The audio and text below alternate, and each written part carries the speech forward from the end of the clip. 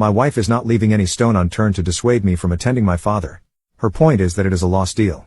Dad had already removed me from his will and had given his wealth to charity, so there was no point wasting time and energy on him.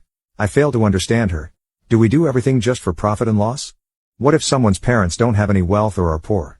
Do their children abandon them because they have nothing to offer? After listening to her tantrums for so many months, I finally told her that she was not going to inherit anything from her parents, so why does she visit them every now and then? Oh my God, she lost her SHT at this and said, "My parents did a lot more than your greedy father. They supported me in everything. They are not like your father, who disowned you for not joining his business. My father would have never done that to me. So don't you dare compare my parents to yours. It was not just once. This type of argument is becoming a norm at my house almost every Wednesday and Saturday after I return from dialysis.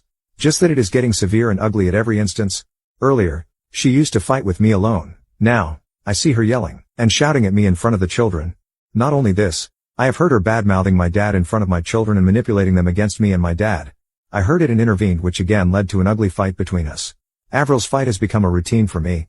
On the days when she doesn't fight, I feel something is missing, only she becomes more aggressive the next day. I have almost given up on her.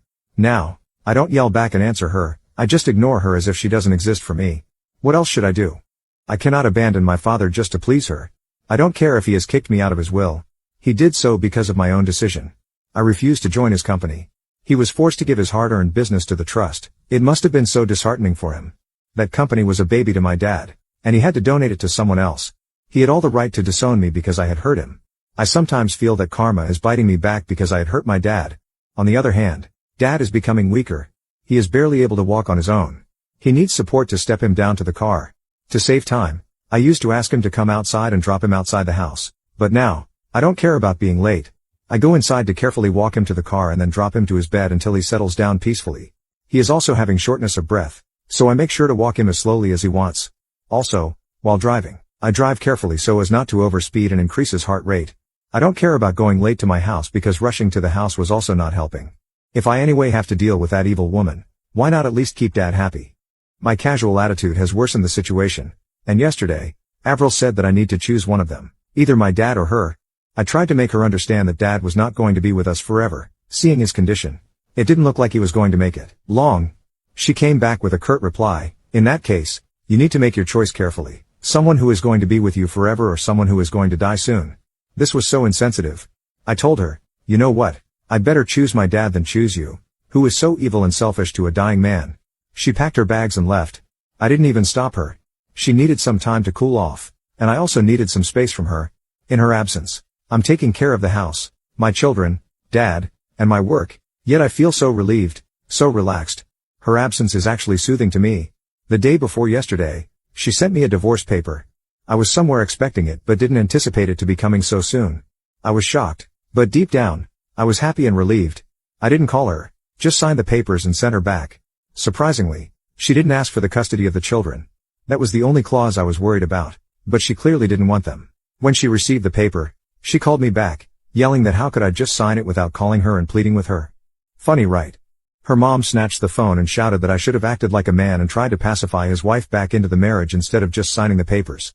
It was so funny. Why would I do that? She wanted a divorce, and I complied. I was like, it was good for me. I got rid of her without a fuss. I also taunted her that she even abandoned her children and didn't want them.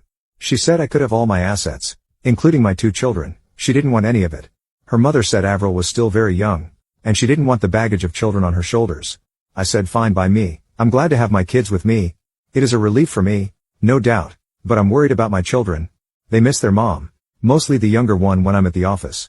It is difficult for me to manage all the responsibility alone, but I hope I'll be able to sail through. This update too, it's going to be a shorter update. So, I shifted to Dad's house along with my children. It is a great move, I must say, thanks to everyone for the lovely suggestion. It worked out. Moving with Dad was good for all of us. Dad got the company of my children, and they got their grandpa to play with. Dad had a full-time caregiver who was ready to take care of my children on a raise. Why not? Someone to take care of my children under my dad's supervision, the best deal, right? It is such a happy feeling to see Dad playing and laughing with my children and them enjoying themselves with their grandpa. Avril didn't think this to be coming. She wanted to make my life miserable by divorcing me. She thought I would not be able to juggle all the responsibilities together, taking care of the children, my dad, house, and work. But you see, all is set perfectly. I'm definitely having the last laugh. The divorce was the best thing ever, lol. Update 3. It's a sad news. Dad passed away last week in his sleep. He went to bed, happy and content after playing with my children, and never woke up again. The doctor said he died peacefully. The doctor, his nurse, and even his caregiver said Dad was happy after I moved in with him, and it actually increased his lifespan to these many months. He was already on the verge of giving up before I moved in,